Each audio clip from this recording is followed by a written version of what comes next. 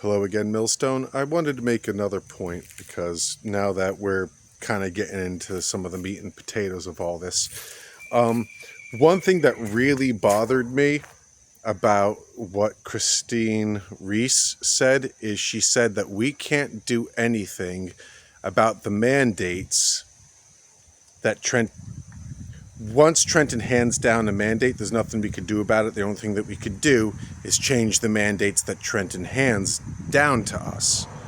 Now, if it wasn't for the local towns and stuff standing up to the mandates last year, nothing would have changed. So in other words, she's comfortable saying, no, I'll abide by whatever mandates come down the pike. We'll just have to make sure that Trenton tells us not to do things like that anymore.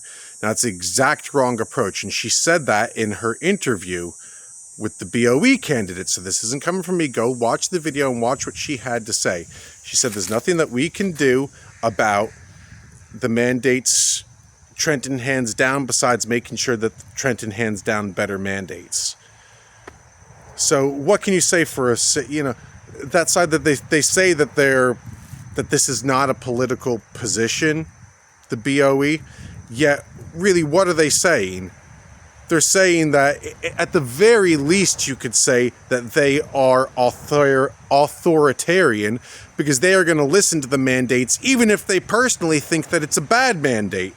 Christine Reese said as much, that she would abide by a mandate that she thought was bad. Now, I will give her a little bit of a bone. At least she did vote against the mandate last year, but she voted for it because nearly everybody on the